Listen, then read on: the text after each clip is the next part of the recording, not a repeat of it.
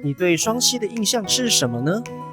很多人來到雙溪，可能只知道這裡是前往東北角的必經之地，但其實在這片山海之間，隱藏着許多意想不到的風景跟故事哦。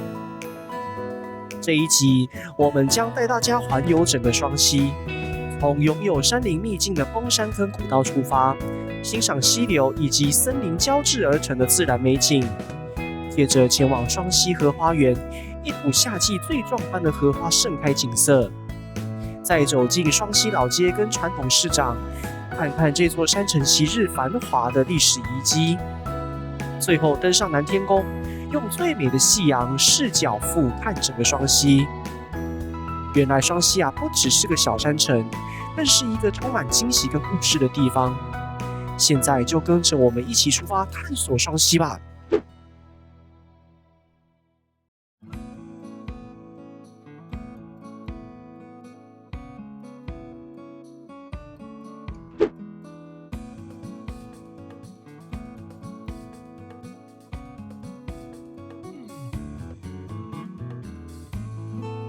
好，现在阿翰呢人在雙溪車站這邊啊。等一下呢，我們要介紹的是國光客運的781啊。到了這個終點之後，我們要帶大家去走崩山坑古道啊。然後下午的時候，我們會回到雙溪車站這裡啊，帶大家去走雙溪老街。再晚一點，我們會帶大家去看這個雙溪的荷花田啊。這集的內容呢，千萬不要錯過哈。我們現在馬上就出發啦，走嘍！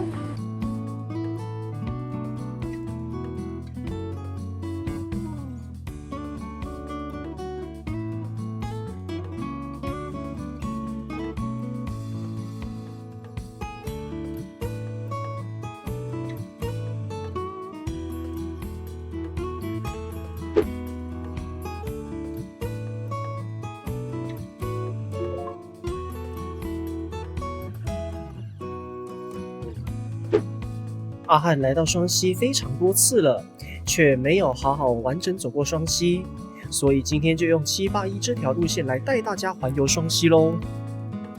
不過你知道嗎？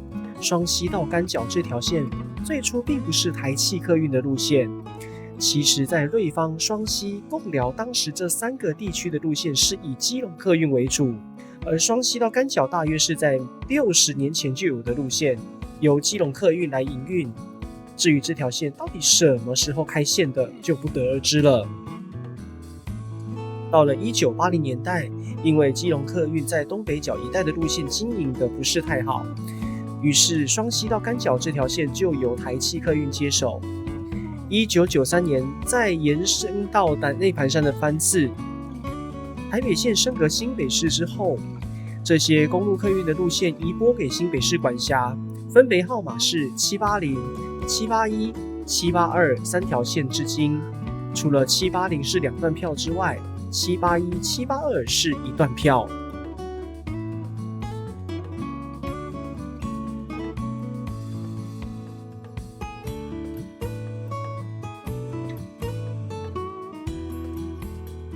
其實十分寮到福隆這段的北38線以及市道102號是舊有的道路，但是如果按照舊有的路線，十分寮要前往基隆，必須要先到瑞芳才能銜接其他公路到達，非常花費時間。於是1991年1月，向地方代表由台北縣政府來建議，計劃一條基隆暖暖往返平溪、雙溪之間的公路，疏解台2線的車流量。但是因為歷經好幾次的風災，加上暖暖區平基隧道北口的土石方運輸問題，引發嚴重居民抗爭。加上原本的營造商沒有辦法跟地方妥協，一度宣布工程停擺。眼睜睜的差點以為這條公路不做了。協調完畢之後，在2006年12月又重新開工，平雙隧道在2010年7月率先完工通車。在地方交通跟安全審查取得共識之後，台2丙線終於在2014年12月23日全線宣告通車。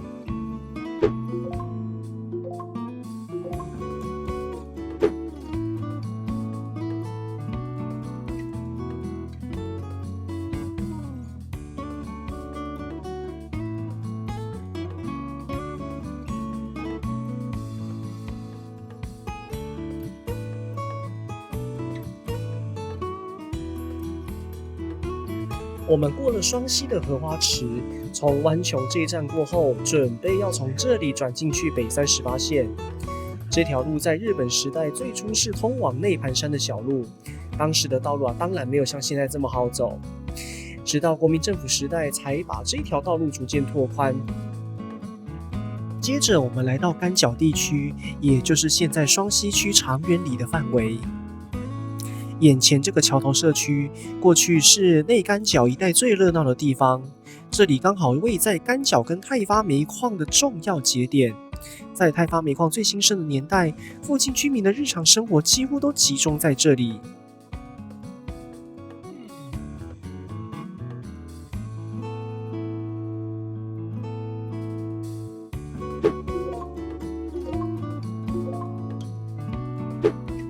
隨着太發煤礦開始開採，這裡也逐漸發展成生活中心。當時不只有雜貨店，還有糕餅店、鹽米店、餅店、撞球間，甚至連外科診所都有。不過，隨着煤礦產業逐漸沒落，太發煤礦最終停止營運，曾經繁華的聚落也漸漸失去了往日榮景，人口持續外移，商店一間一間倒閉。最後又回到了這一種寧靜淳樸的山村模樣。我們抵達了781的終點長園，我們先帶大家去乾角地區最重要的信仰中心威惠廟。威惠廟主祀開張聖王，這座廟至今已經超過150年的歷史，是當地非常重要的百年古廟。如果仔細看廟城入口兩側的石獅子，還能發現刻着“弘治戊辰年”。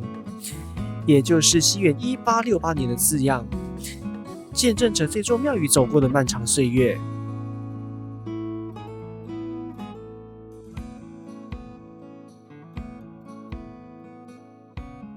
來看到阿漢戴着草帽，就知道今天的太陽到底有多熱了哈。那我們來到了這個長園的威惠廟這邊哈，等一下我們就要去走這個崩山坑古道哈。參拜完威惠廟之後，接下來我們沿着道路慢慢往下走，前往北42線上的錦城橋，進入今天的重要的景點崩山坑古道。從這裡步行大概10分鐘左右就可以抵達登山口嘍。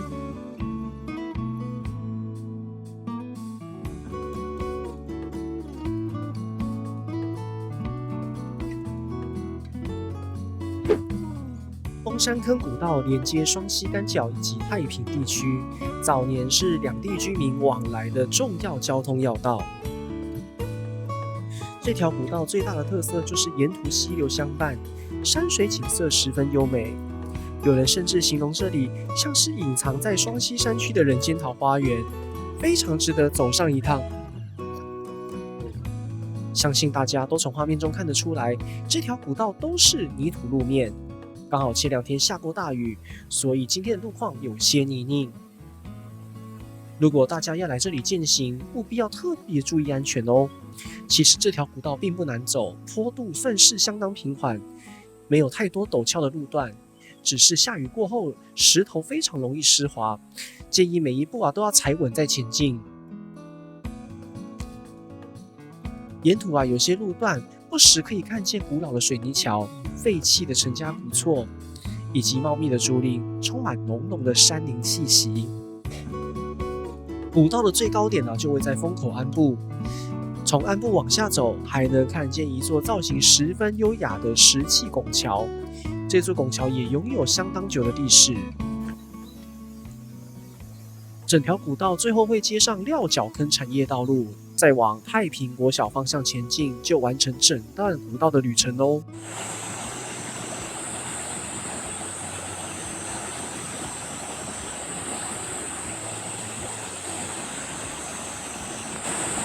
不過今天阿漢有點失算了。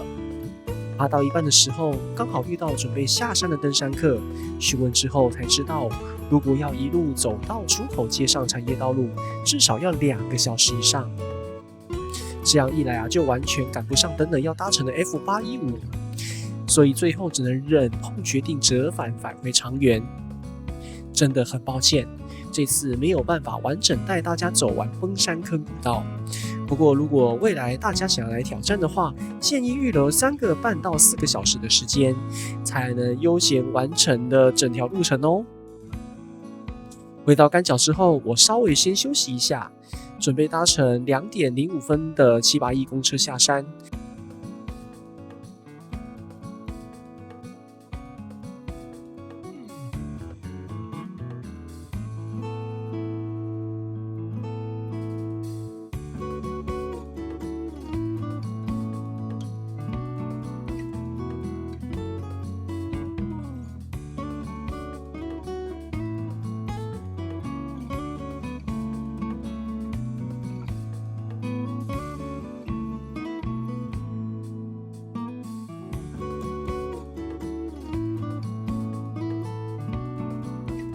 我們在吊橋頭這站下車，走過去雙溪荷花池。好啦，各位，我們現在回到吊橋頭這邊了。緊接着呢，我們就要來去看雙溪這裡的荷花田哦。那剛剛阿漢看了一下，這荷花田哦，非常非常的美麗哦。荷花池位在台二丙線的16.3公里處，也就是雙幹公路的111號。炎熱的夏季是荷花跟蓮花盛開的時節，每到這個時候，總是會吸引許多遊客專程前來賞花。這裡也是新北市最大的友善荷花田園區，除了大片荷花之外，部分池塘還種植了睡蓮，可以一次欣賞到不同種類的水生花卉。雙溪的荷花色彩相當鮮豔，完全不輸給桃園觀音以及台南白河等知名賞荷景點。其中7月更是最佳賞花時節。不過這次阿漢錄影的時間稍微早了一點，目前大部分的荷花都是含苞待放的狀態。等到大家下個月來訪的時候，相信就能看到滿池盛開的壯觀景色哦。還有啊，每年6月雙溪都會舉辦荷花季的活動，包含開幕儀式、音樂表演等等的內容，非常的熱鬧。如果大家來到雙溪賞荷花，除了這裡之外，台二丙線再往南的上林荷花池也非常漂亮，而且距離不遠，很適合安排一起參觀哦。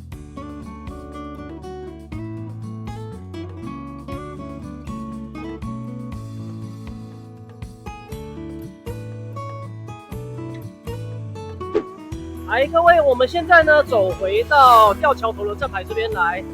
等一下呢，我們要再坐781回去到分駐所下車，帶大家去逛逛雙溪老街的周邊哦。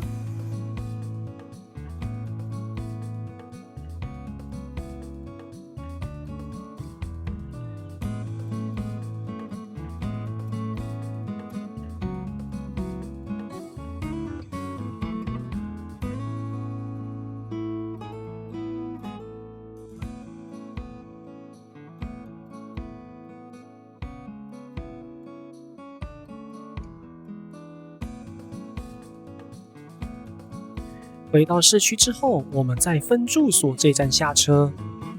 很多人來到雙溪，可能只知道了老街跟市場的美食，但其實這裡藏着非常豐富的歷史故事哦。首先帶大家來看看三忠廟。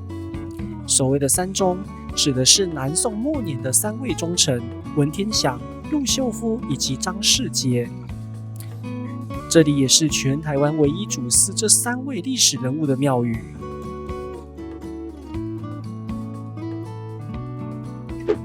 參觀完三忠廟之後，我們走進旁邊的雙溪老街，也就是現在的長安街。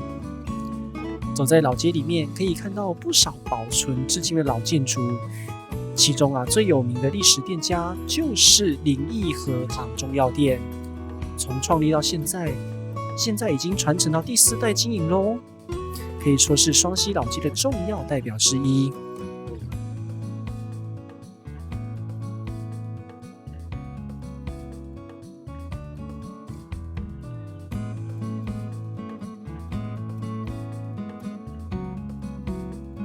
緊接着，我們就繞到石頭厝的後方，來到長安街的尾端。這裡就是早年的雙溪渡河口。由於雙溪曾經是淡蘭古道重要的中繼站之一，過去所有貨物以及民生日用品都必須透過河運進出。哪裡有碼頭，哪裡有渡河口，哪裡就會形成市集。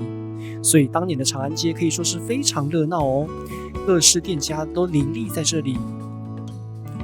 不過後來隨着鐵公路發展，貨運不再依賴渡船，長安街也慢慢失去昔日的榮景。現在大多數的店家都已經消失，只剩下林義和堂中藥店仍然繼續營業。而雙溪這個地名啊，其實就是因為兩條溪流在此交匯而來。站在渡河口往前看，可以清楚看到平林溪跟牡丹溪匯流的景象，這也是雙溪名稱最直接的由來。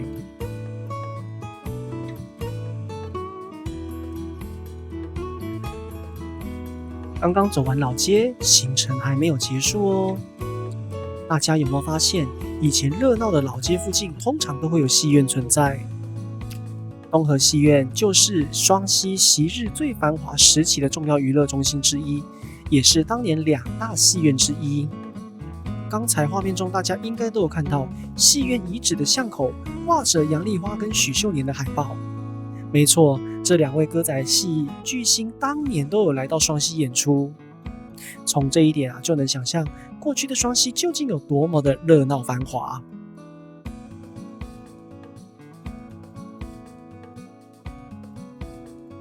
來，各位，我們現在呢要沿着新基北街帶大家去最後一個地方哦。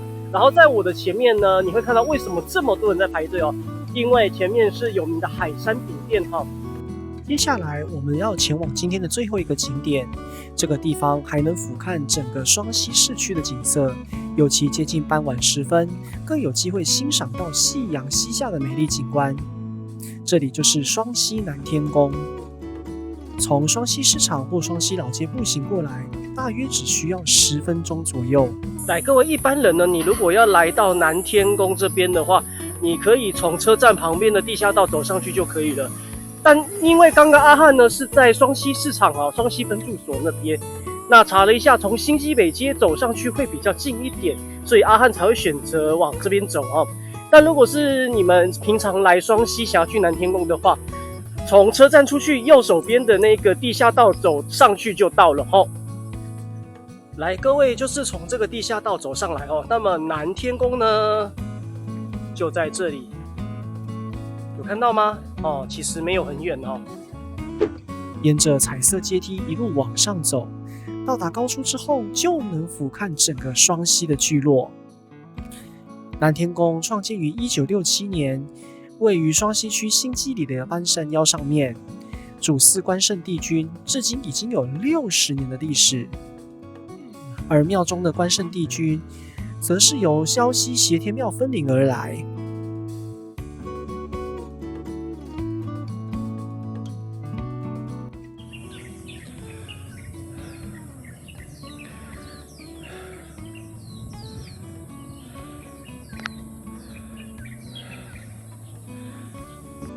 今天的雙溪之旅也將在這片夕陽跟山城的美景當中畫下完美的句點。看完這一集，你最想去雙溪的哪個地方呢？也許原本你以為這裡只是個寧靜的小山城，實際走訪之後才發現，這裡有壯闊的山林溪谷，有盛開的荷花美景，也有曾經熱鬧繁華的老街跟市場，每一站都有屬於自己的故事。如果喜歡這次的雙溪之旅，記得要分享給更多的朋友哦。我們下次再一起搭着公車，探索台灣更多的角落。好啦，各位，今天我們用781這條路線來做雙溪一日遊的這個影片哦。那今天的影片呢，我們就在南天宮就結束啦。我是阿翰，喜歡我們的頻道，歡迎按讚、訂閱，並且開啟小鈴鐺哦。拜拜。